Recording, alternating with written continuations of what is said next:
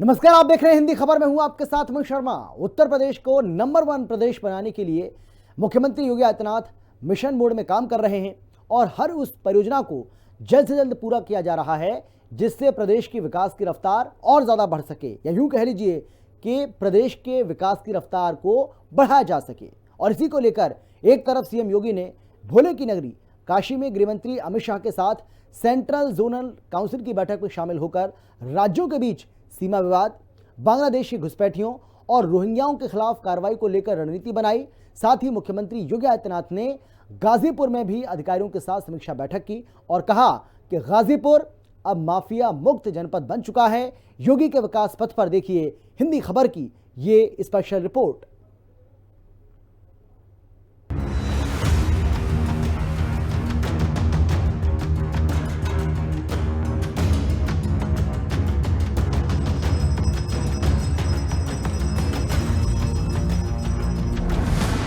गाजीपुर में गरजे सीएम योगी, अखिलेश के पीरिये की हवा निकाल दी। सीएम योगी की एक और बड़ी सौगात, पूर्वांचल और गंगा एक्सप्रेस वे को लेकर बड़ा ऐलान। मुख्यमंत्री योगी आदित्यनाथ उत्तर प्रदेश को उत्तम प्रदेश बनाने के मिशन पर जुटे हुए हैं। प्रदेश के विकास के लिए योगी सरकार लगातार नए फैसले ले रही है। उत्तर प्रदेश में विकास की रफ्तार के तेज करने के लिए मुख्यमंत्री योगी आदित्यनाथ ने वाराणसी में गृह मंत्री अमित शाह के साथ एक अहम बैठक की थी, जिसमें मध्य प्रदेश के मुख्यमंत्री मोहन यादव, उत्तराखंड के मुख्यमंत्री पुष्कर सिंह धामी और छत्तीसगढ़ के मुख्यमंत्री विष्णुदेव साय के साथ 120 अधिकारी मौजूद थे।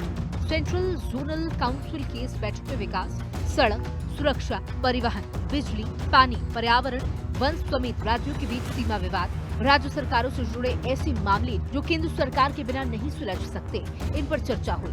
साथ ही इन राज्यों में बांग्लादेशी घुसपैठे, रोहिंग्या मुसलमानों के अलावा भारत नेपाल के सीमावर्ती इलाकों में घुसपैठ, पॉक्सो महिला अपराध समेत अन्य सुरक्षा से संबंधित मामलों को लेकर चर्चा हुई।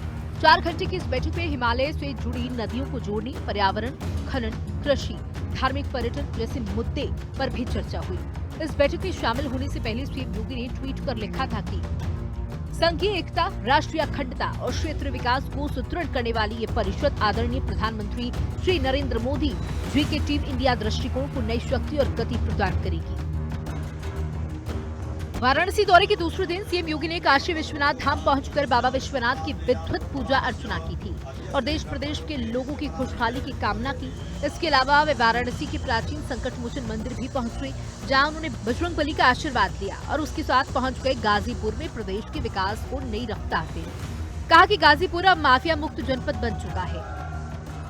माफिया मुक्त जनपद बना है और विकास की प्रक्रिया के साथ अब गाजीपुर आधुनिक इंफ्रास्ट्रक्चर का लाभ प्राप्त कर रहा है, जिसमें पूर्वांचल एक्सप्रेसवे को, शक्तिनगर तक गंगा एक्सप्रेसवे को,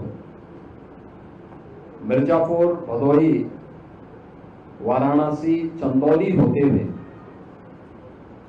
गाजीपुर में पूर्वांचल एक्सप्रेसवे तक मिलाने की कार्रवाई हमारी आगे बढ़ने जा रही है। मुझे पूरा विश्वास है कि आधुनिक इंफ्रास्ट्रक्चर जनपद गाजीपुर को भी एक नई पहचान दिलाएगा। गाजीपुर में सीएम योगी ने निर्माणाधीन नर्सिंग कॉलेज का निरीक्षण किया और फिर जिला मुख्यालय स्थित राइफल क्लब पहुंचकर अफसरों के साथ समीक्षा बैठक की। इस दौरान उन्होंने जनपद में चल रही विकास योजनाओं और उनकी प्रगति की जानकारी ली। अभी हम मौजूद हैं राइफल क्लब गाजीपुर में। अब से ठीक कुछ देर पहले ही मुख्यमंत्री योगी आदित्यनाथ यहाँ पे आए थे और उन्होंने जिले की विकास कार्यों की जो परियोजनाएं चल रही हैं या जो पूर्ण हो चुकी हैं उस पर अधिकारियों के साथ बैठकर उसकी समीक्षा की थी। आपको बताते चलें, इसके पहले जो मुख्यमंत्री का कार्यक्रम था करीब उससे 1 घंटे लेट पहुंचे मुख्यमंत्री गाजीपुर और सबसे पहले वो गाजीपुर में बने पुलिस लाइन हेलीपैड पर उनका जो हेलीकॉप्टर है वो उतरा और सीधे पुलिस लाइन के सभागार में वो बीजेपी के कार्यकर्ताओं एवं जनप्रतिनिधियों से सबसे पहले मिले। उसके बाद जो है वो गाजीपुर में स्थित मेडिकल कॉलेज में गए, वहाँ पे जाके मेडिकल कॉलेज का निरीक्षण किया। उसके बाद नर्सिंग कॉलेज में भी वो गए जहाँ पे हो रहे विकास कार्यों का जायजा लिया। साथ ही उस नर्सिंग कॉलेज में जो छात्र हैं उनसे भी मुलाकात की। आपको बताते चलें, इसके बाद ये होने के बाद जो है मुख्यमंत्री योगी आदित्यनाथ राइफल क्लब पहुंचे, जहां पे गाजीपुर में विकास कार्यों जो हो रहे हैं उनकी समीक्षा। राइफल क्लब में पत्रकारों से बातचीत करते हुए मुख्यमंत्री ने कहा कि गाजीपुर एक अत्यंत महत्वपूर्ण जनपद है। इसका इतिहास रामायण काल से भी प्राचीन है। एक समय इस जनपद को पहचान के संकट से भी गुजरना पड़ा था, लेकिन आज पूर्वांचल एक्सप्रेस वे और महर्षि विश्वामित्र मेडिकल कॉलेज जैसे प्रोजेक्ट इस जनपद की नई पहचान बन चुके हैं। देश की भौगोलिक और ऐतिहासिक पृष्ठभूमि से जुड़ा हुआ यह जनपद अत्यंत महत्वपूर्ण जनपद है।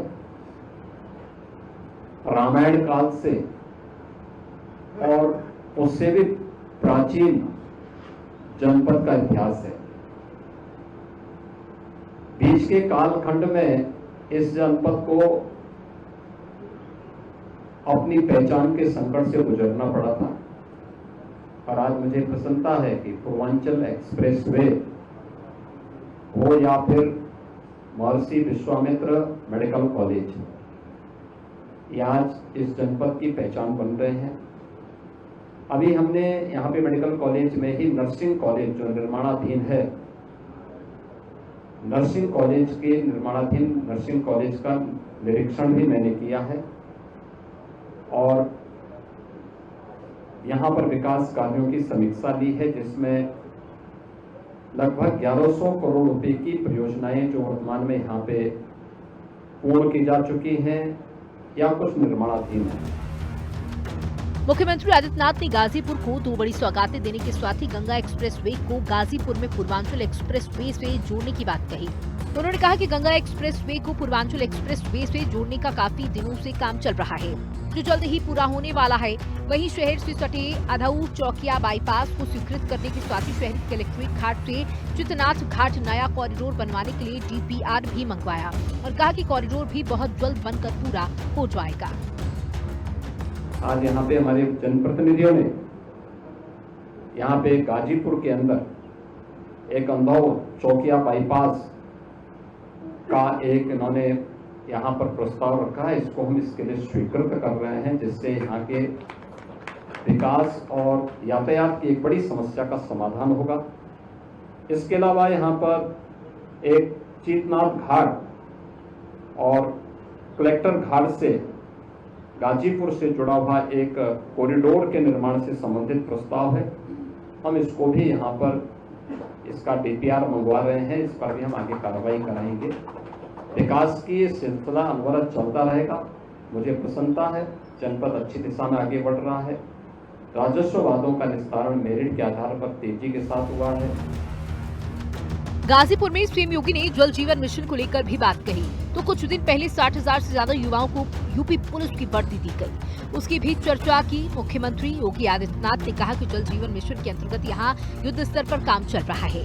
उनकी क्वालिटी को मेंटेन करते हुए हर घर एक शुद्ध पेयजल की उपलब्धता हो, इसके बारे में आवश्यक दिशा निर्देश जारी किए गए हैं। मुख्यमंत्री ने आगे बताया कि हाल ही में पूरी हुई पुलिस भर्ती प्रक्रिया में 60,244 युवाओं को अवसर मिला, जिसमें से अकेले गाजीपुर के 1,534 युवक युवतियों का चयन हुआ।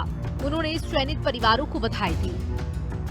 पुलिस भर्ती उत्तर प्रदेश के युवाओं को उसके माध्यम से उत्तर प्रदेश पुलिस की सेवा में जो देश की सबसे बड़े पुलिस बल के रूप में है, वहां पर उन्हें अवसर दिया गया है, जिसमें 1534 अभ्यर्थी यानी अकेले 1534 गाजीपुर जनपद के हैं।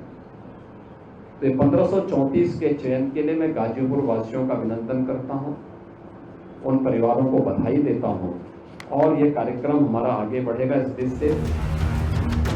मुख्यमंत्री ने गाजीपुर को लोगों को ये भरोसा दिया कि जल्द ही कई परियोजनाओं का लोकार्पण और शिलान्यास होगा और नई योजनाओं की शिलान्यास का उन्हें तोहफा मिलेगा। एक तरफ सीएम योगी वाराणसी और गाजीपुर पहुंचकर प्रदेश में विकास की गति को तेज करने के लिए काम करते नजर आए, तो योगी सरकार ने जल संरक्षण की दिशा में भी एक और बड़ी पहल की। सरकार अब प्रदेश के 2,35,000 सरकारी और अर्ध सरकारी भवनों को rooftop rain water harvesting system यानी छत से वर्षा जल संचयन प्रणाली से लैस करने जा रही है। अभी तक राज्य में 34,000 से ज्यादा भवनों में ये सिस्टम लगाया जा चुका है, जबकि 1 लाख से अधिक भवनों में इसे जल्द ही स्थापित किया जाएगा। ये कदम जल संकट से जूझते उत्तर प्रदेश के भविष्य को सुरक्षित करने की दिशा में बेहद अहम माना जा रहा है। सरकार का कहना है कि इस योजना से न केवल पानी की बचत होगी बल्कि पर्यावरण संरक्षण और आने वाली पीढ़ियों के लिए भी जल संकट से राहत मिलेगी। मुख्यमंत्री योगी आदित्यनाथ खुद जल संरक्षण को लेकर कई बार कह चुके हैं कि पानी का एक एक बूंद अनमोल है और इससे सहेजना हम सबकी जिम्मेदारी। जल जीवन मिशन के अंतर्गत भी यहाँ पर कार्य युद्ध स्तर पर चल रहे हैं। उनकी क्वालिटी को मेंटेन करते हुए हर घर तक शुद्ध पेयजल की उपलब्धता हो, इसके बारे में यहाँ पर आवश्यक दिशा निर्देश भी दिए गए हैं। सरकारी भवनों में वर्षा जल संचयन प्रणाली लगाने की पहल अब देश भर के लिए मिसाल बन रही है। इस दिशा में यूपी अब कई राज्यों से आगे निकल चुका है। यदि ये योजना समय पर पूरी होती है तो ग्रामीण और शहरी दोनों इलाकों में जल संरक्षण की दिशा में एक बहुत बड़ा बदलाव देखने को मिलेगा। हिंदी खबर की स्पेशल रिपोर्ट।